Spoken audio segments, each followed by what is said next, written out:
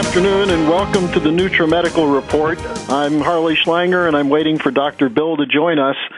And while we're waiting, I'll start out with the leading developments of the day, which is if you live in the United States, you're being subjected to a new and more intense version of media poison and lies when it comes to the actual situation of the Greek crisis. In fact, calling it the Greek crisis is part of the psychological warfare. Forget the media. There's a fight going on now for the life of the financial system, the bankrupt financial system, I should say, the corrupt financial system, which should be put out of its misery. And what they're trying to do is to convince the Greek people that you have no option except to go along with the International Monetary Fund, to go along with policies that have already shrunk your economy by 25%.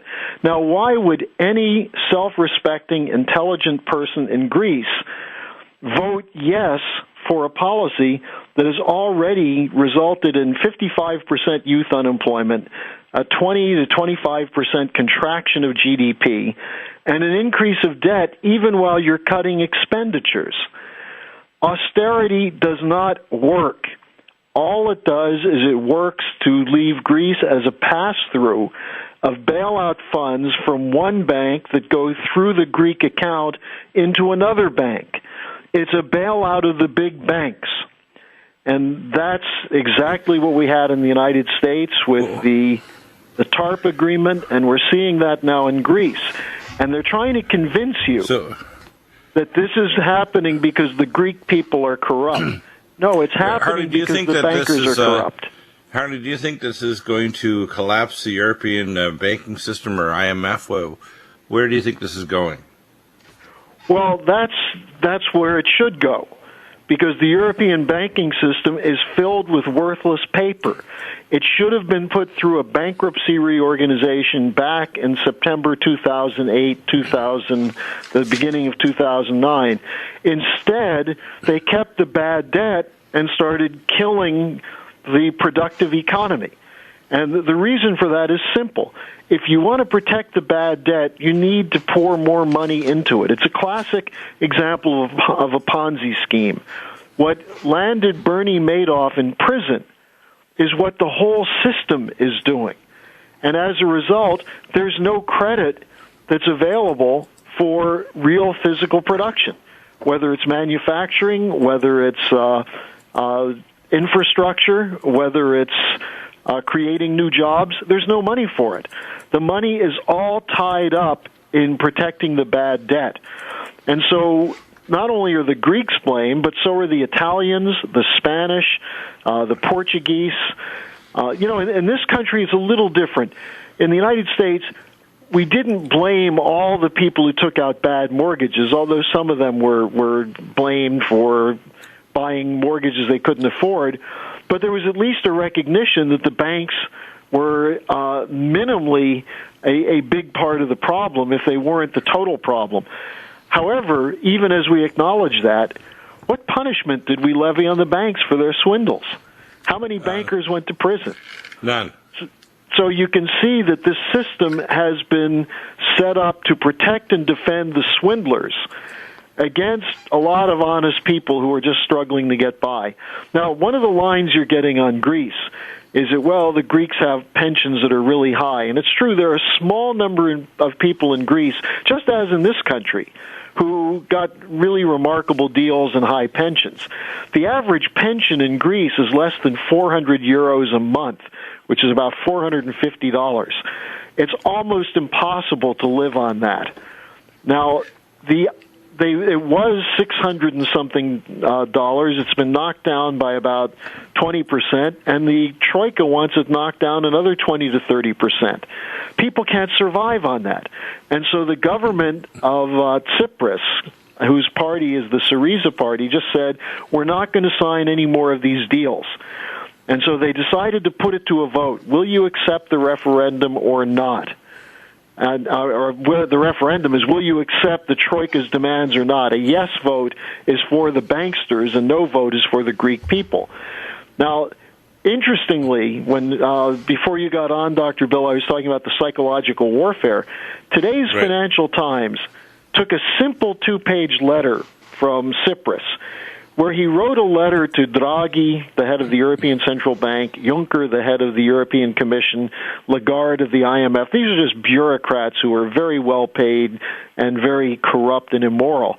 He wrote a letter to them, and he said, look, if you make an agreement with us for a substantial debt write-down and a 2-year investment package, then Greece would accept some of the European Commission terms.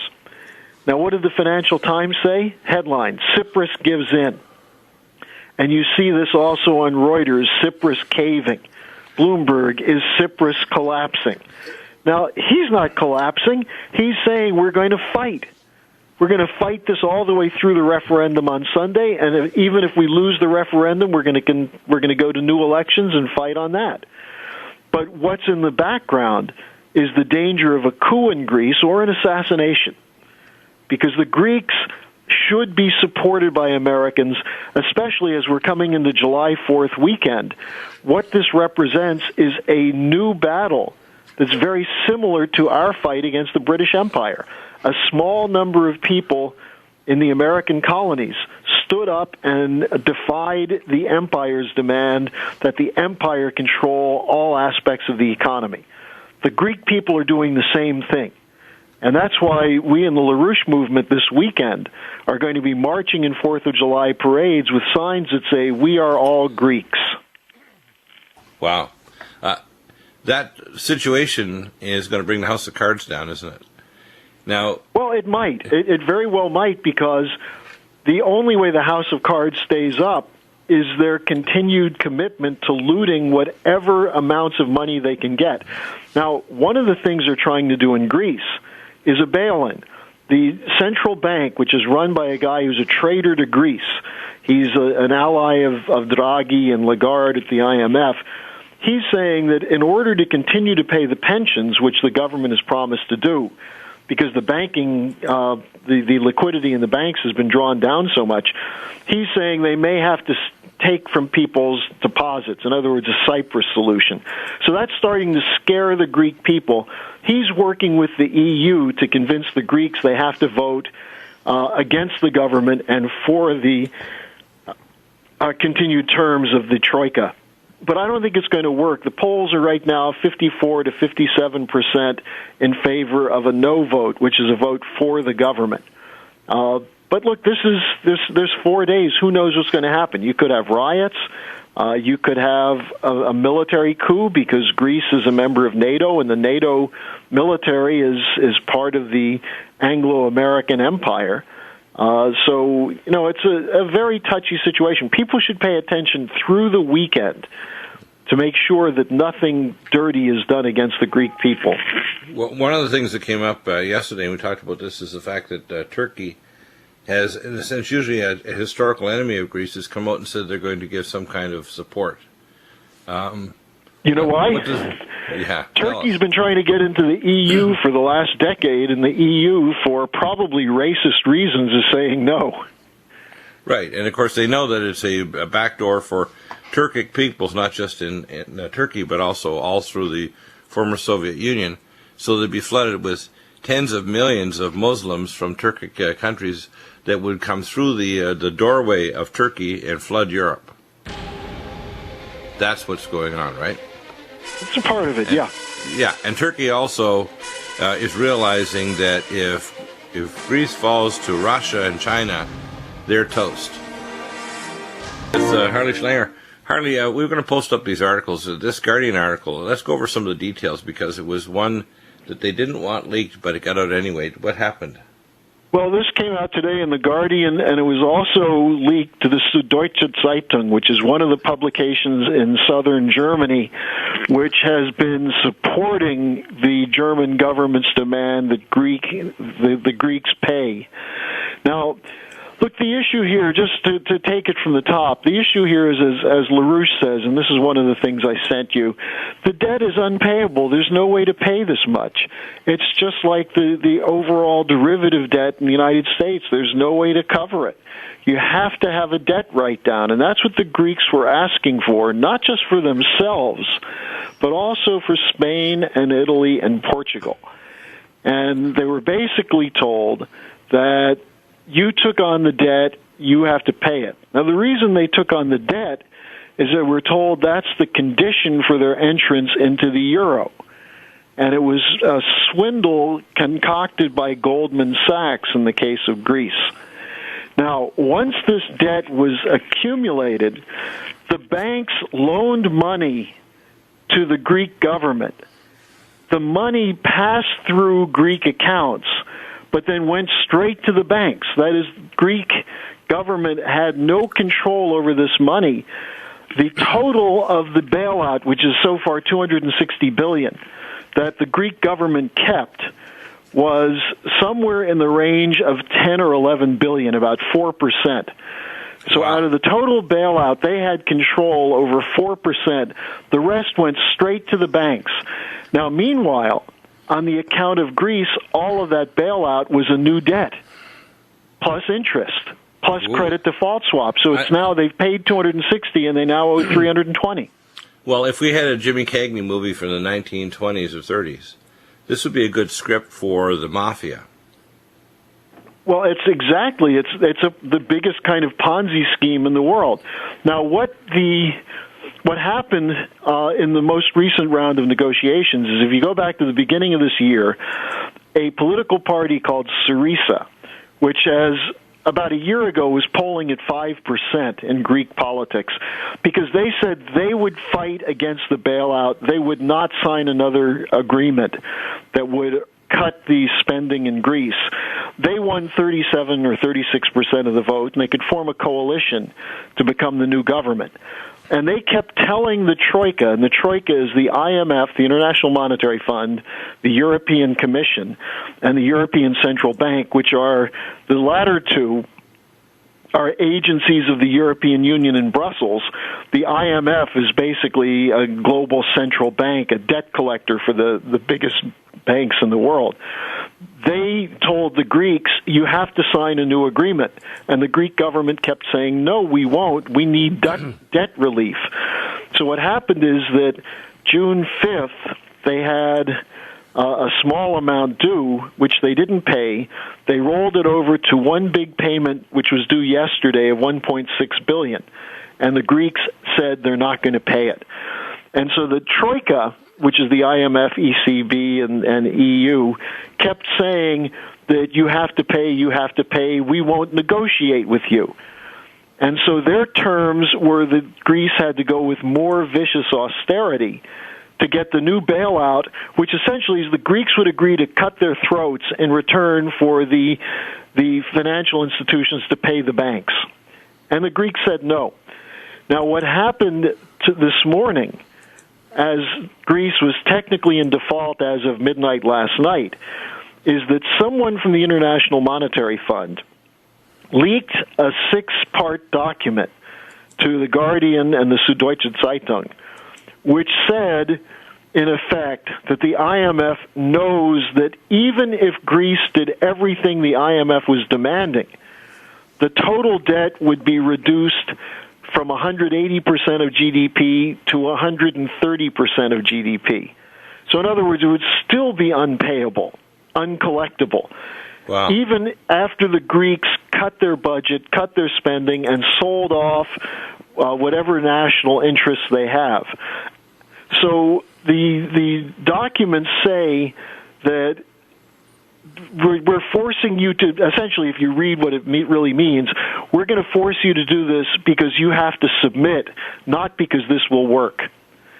And so this just strengthens the case of the government in Greece, because they can now say, look, this is not about getting us back to fiscal health. This is about turning us into slaves, and we're not going to do it. And so this is what's going on now in the streets of Athens. Now, at the same time, the Greek government on Sunday night declared a bank holiday. Now, they did it because the panic was causing people to take their money out of the banks, which left the country with less than $3 billion in reserves. So what the government said is that we'll let everyone take out 60 euros a day, which is about $67. But that's it. Now, the pensioners were then allowed, starting today, to come and collect their pensions, and they collected their full pension because the government said we promised we would do that. So the pro-European Union forces, the ones against the government, are standing outside these banks where there are these long lines saying they're stealing your money, you're never going to get it back, the EU is giving us more money so we can operate, we have to vote yes on the referendum. But the president went on television today because the press was saying he had given in. And this got a lot of people angry. So he went on television and he said, we're not giving in. We're sticking with our guns. We're not going to surrender to the IMF. And this is causing huge panic. The stock markets on Monday and Tuesday in Europe crashed. Bank stocks were down between 8 and 12%. The panic is real in Europe. There's a linkage to China, too. China's stock market had some earthquakes as well. Yeah, there's a run. The same people who are trying to orchestrate this thing on the Greeks are trying to pull the plug on China because they don't want the Chinese to come in and bail out Greece, and they don't want the Russians to come in and bail out Greece. Right, so Russia's already offered a pipeline there, and China's offered to build resorts, to remodernize all their ports, and even to rent the islands. I think the Russians have talked about renting the islands for 25 years and doing all kinds of modernization of the farms and everything. The Greeks basically have a deal with the Russians and Chinese that the Europeans aren't offering at all. No, and this is a globally significant change of the agenda. Right. In the Bundestag today, the German parliament, Merkel and Schäuble said that the Greeks have to accept these terms, and the reason they have to accept these terms is they defaulted on the IMF loan. And speaking on behalf of Merkel, the head of Italy, Renzi, who's basically a technocrat who was put in there to collect the debt, he defended the banks and the European Union, and he said that we rely on the viability of these banks, therefore we have to protect them. No. Yeah. Yeah, I hear this whining that says, we've got to protect the banks at all costs, even if it fries our citizens. Yeah. Starves them to death and causes them to jump off bridges like a few years ago. Remember we talked about that? A mother and her son jumping off the bridge in Greece? Yeah. Yeah. And Harley, we're back. Let's continue with these stories. The extreme weather, of course, across the United States we've talked about this with our scientist Ann Morrison and Professor McKenney, who will be back on today. Actually, Professor McKenney is coming back on in the third hour today. What people need to understand is what's going on is while the North Pacific is becoming a radiological desert, the ocean, while the climate shift, which is aggravated by geoengineering and by solar and galactic events, while world food supplies and world food shock, we talked about this yesterday with Ann Morrison, is extremely likely. We don't see any positive moves either to fix the world economy, to stop the march toward World War III, and to contain ISIS, which, by the way, we're on both sides of this. We're supporting their advancement because the globalists want to have a Muslim caliphate. And actually, they want to there's have some news on this from today, which is that in Egypt there was a coordinated ISIS attack on Egyptian government military checkpoints. There were over 100 people killed, including 50 soldiers. This is being run against a government which is opposed to ISIS, right, opposed to extremism, and we're accusing that government of not abiding by human rights. So the fact that this is very similar to what was done with Gaddafi, where they said that Gaddafi's going to kill his own people, that's why we have to move in and get rid of him. And who were his so-called own people that he was going to kill? ISIS. The people in Benghazi who formed ISIS. Well, I want to change the name, and this is Libya. I want to file a formal application to change the name from ISIS to Terrorists Are Us. How's that? Or the Obama Support Committee. Exactly. You know, Obama, these are called the masters of chaos. They're dropping military supplies, satellite phones, and weapons, and other supplies for food inside ISIS territory that we specifically know. And we're doing everything to kind of block, for example, the Quds Force militia from Iraq and the Iranians and even the Peshmerga that were properly trained by Israel to go in there and stop these maniacs. Well, what we're doing is in multiple countries, Obama's policy is to make ISIS grow. And there will be a terrorist activity on American soil if this fool is removed from office and impeached. We're going to have, before he leaves, I expect a couple of very nasty things to happen. And Obama is a complete evil fool. Well, and what you're dealing with here is a delusion in the American people that somehow this isn't affecting us, and it's not going to affect us. That's the line that's out there. Just as, you know, you probably saw this other story, Puerto Rico, a U.S. Commonwealth, has, it's not a state, but it's part of the United States. It has $72 billion in debt. And their governor came out this week and said, this is unpayable, we're going to have to default. Now, immediately the cry went up for a bailout from the U.S. government. Who did it come from? The hedge fund guys who bought all this debt and kept trading it. And so we're dealing with a situation now where there's an immediate threat of a default that would hit the banks. And what did the Obama administration say? Oh, we're not worried about it. Well, of course not. It's not their money. It's your money they're going to spend on it. Right, yeah. In other words, the response often of Obama administration is yawn. Well, it's, look, Obama's so cool, nothing rattles him. Right. That's the line. That's the line today. They're saying Obama is not taking a victory lap over the gay marriage Supreme Court ruling and the upholding of Obamacare because he has to be even-tempered and cool. You can be sure he's been jumping up and down, screaming in delight because this seems to be the first thing that he's won in a long time. And then, well, I think that there's some blackmail of partnership. Yeah, I think Judge Roberts and others, there's some pretty good indications that some of these judges are going to get impeached by the Senate, if not now, in the future as the presidency switches over next year. Well, because it's also likely they're being blackmailed by the FBI. Right, that's my guess, because Roberts, there's some things there that seem very anomalous. The long judgment written by Roberts to justify Obamacare, he basically, the same character that says it's a tax, at the same time it's a right. How can you make it a right and a tax at the same time? And then say it's a right, but you have to pay for it. And then they don't control costs, so the costs this year are going to jump up 40%. A lot of people, basically, because of the rules and the penalties, they're losing insurance. There's not an increasing number of people with insurance. Yeah, there's 7 million more people that qualify. Or worse, people now are paying for insurance, and the government is paying $600 to $800 a month to subsidize it to the insurance companies. And then people get the policy, and they realize they can't afford to use the care because of the deductibles. Right, and so the deductibles are so monstrous that basically the insurance carriers are walking off like bandits with tons of money from the government and from people who can't afford the deductibles to even get the care they need. It's the deductibles, and then after the deductible, you still in some cases have to pay the next 60% of the next $5,000. Yeah, I know. It's really, really crazy. So people are not going to the hospital. They're not going to doctors because they can't afford it, but they're counted as the munificence of Obamacare. They've been given an insurance policy which they can only use if they get deathly ill.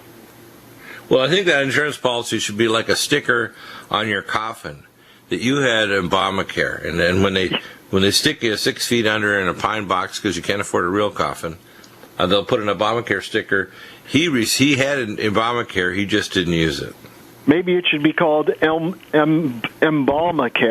Ah, that's a good one. You went up me today. Embalmacare. That's a good one. Embalmacare. That's too good. That's too good. You're on your. This is important strategically. Yeah. Greece is a member in good standing of NATO, and this is where one potential danger to the government comes. The other is that they're going to try and get the vote as close as possible in the polls so they can pull off fraud when it comes to the election. Now, the government said, look, if we lose this vote, that is, if people vote for the IMF policy, we're not going to implement it. We're going to go ahead and go to new elections. So Merkel and others are saying that the Greeks are blackmailing the European Union, which is, of course, opposite. I mean, they live in an Alice in Wonderland world. Why does Merkel think that she can speak from both sides of her mouth and get away with it politically, and know eventually that somebody's going to replace her as the chancellor? Why does she think she's going to continue doing this kind of game when the German people are paying through the nose for stupid bank policies that's just making the banks getting more big and more bloated? Well, there's one thing that they should know, which apparently they've forgotten, which is what happened with Erich Honecker, who is the dictator of the German Democratic Republic, East Germany, who, when the demonstrations started getting very large against him, gave a rally in front of the East Berlin City Hall in which he said, "Our regime will last 1,000 years," mimicking Hitler on the 1,000-year Adolf, reign. Yeah. 3 weeks later, he was in a hospital in Chile where he was basically sent to be killed. Honecker's regime fell overnight. And this is going to happen to Merkel. It's going to happen to our country. I was just talking to Mr. LaRouche before this show, and he said, why is it that we haven't gotten Glass-Steagall through yet? He said it's a problem of insanity and cowardice. And he said, and I said, well, how do we change that? And he said, you have to tell the population that if they don't move with us on this and fight for the Glass-Steagall, they're either insane or they're cowards. And if you get enough people talking about that, then some of these congressmen are going to change their tune.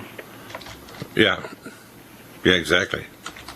And that's all it is. Why would anybody not support the kind of legislation that would protect us? Now, here's the other point. Glass-Steagall is not a defensive move. In other words, it's not just there to defend us from speculators. It's there to bankrupt the speculators. With Glass-Steagall, once you take away government guarantees from the speculative side of the economy, that bubble will pop down to market value, which is very small, and put them all out of business. Exactly. And you also won't have this we call the sucking sound of debt. What's your analysis of the field of Democrat and Republican candidates? I watched Fox News last night with the announcement of Chris Christie. I was pretty impressed. He's centrist. He seems to have common sense. I was a little disturbed by some of the things that came out of Rand Paul. His foreign policy to me is too wimpy. We make wimpy policies of Obama look great, so that's disturbing. And the other was this flat tax idea, which is not thought out. Well, the real issue is not just auditing the banks, it's getting Glass-Steagall back in. If you talked about Glass-Steagall and then taxing the transnational corporations, the big mega corporations, his idea of a flat tax will kill small and medium business. What he needs to do is to get the mega corporations that literally are running politics through these political action committees and to pass Glass-Steagall. And I don't understand who's advising him, but obviously Rand Paul is going to blow it. Chris Christie, to me, seems to be a smarter politician, and he's going to strike a chord with people that just have common sense. Well, I hate to rain on your parade on Chris Christie, but he's 100% Wall Street. I know that. I'm just talking about the way he's hardcore Wall Street people. I know that. Who works for one of the leading firms. I know that. And what I'm saying is he's selling better. Rand Paul is not getting good. Better because the media loves him because he's a bully, and the media likes to point out. For example, he supports the same things that Scott Walker supports, but Walker comes across as a bit of a wimp. Christie comes across as a bull in a china shop, and so the media is trying to build him up. I mean, to tell you the truth, if what they say is one lawyer drowning, well, at least it's a good start.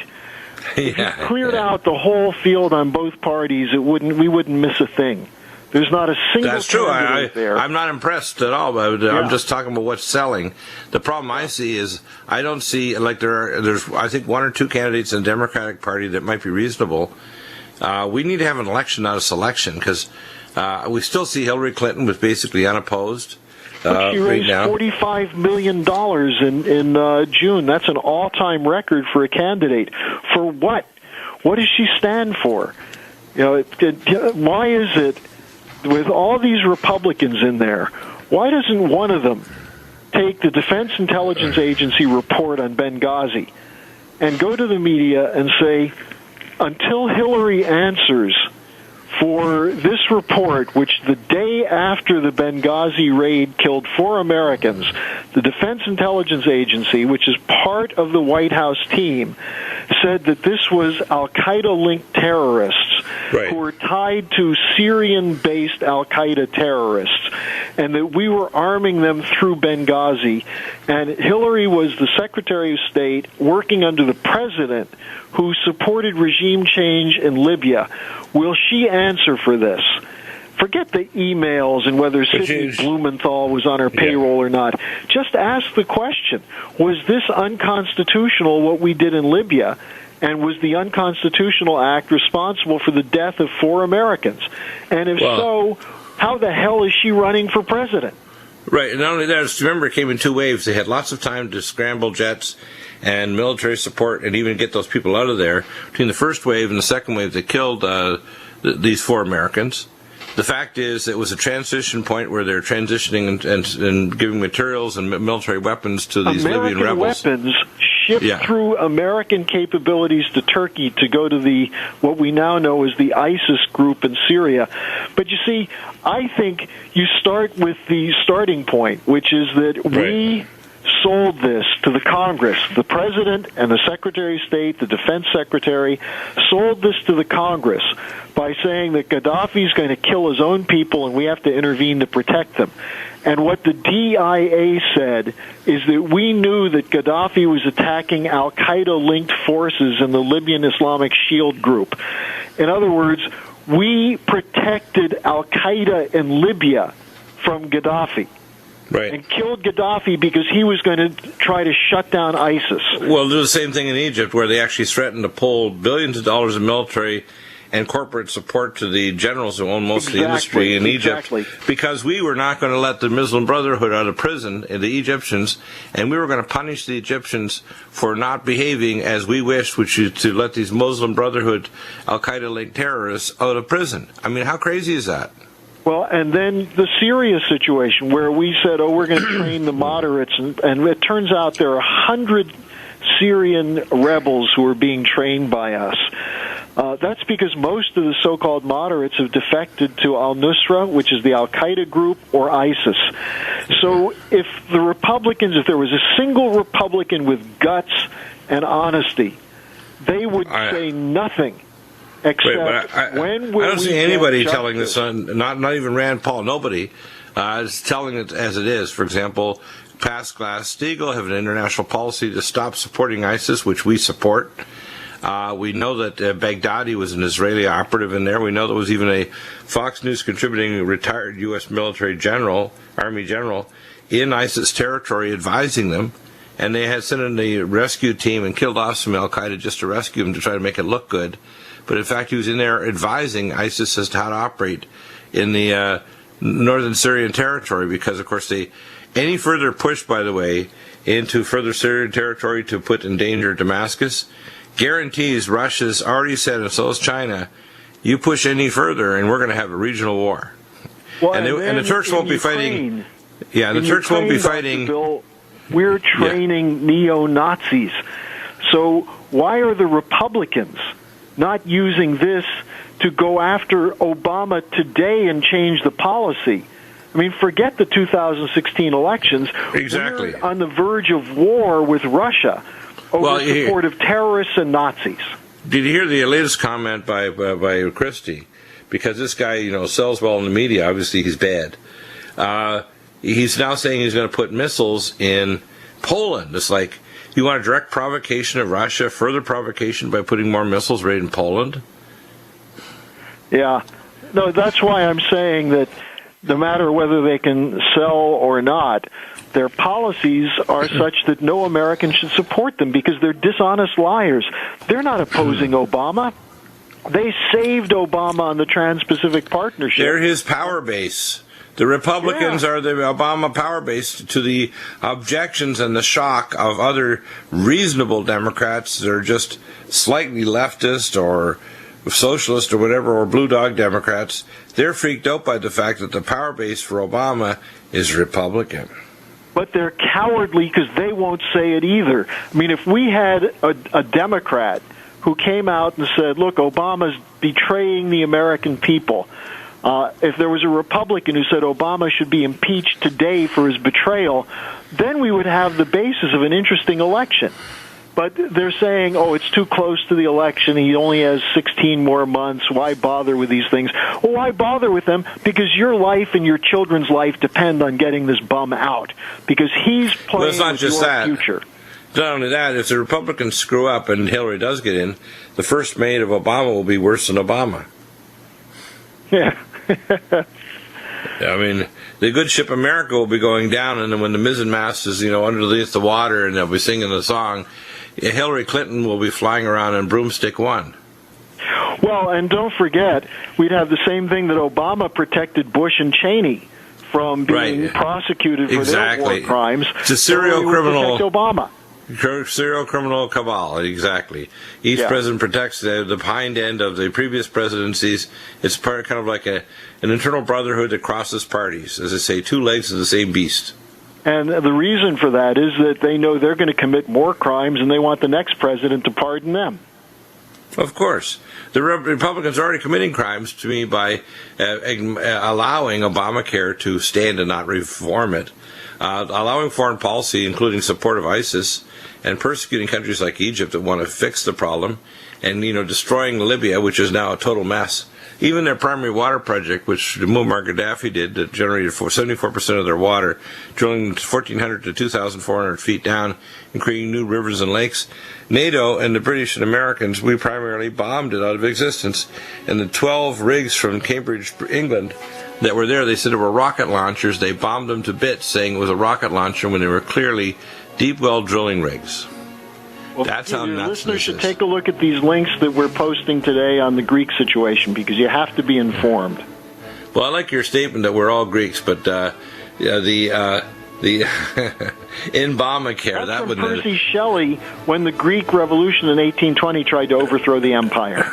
Wow, well, I'll tell you, Greece should basically, as they say, do the right thing. Allow the Russians to bring in a pipeline. Let the Chinese modernize their ports and bring in tourism and hotels, and they should tell the European Central Bank and the IMF to where to jump.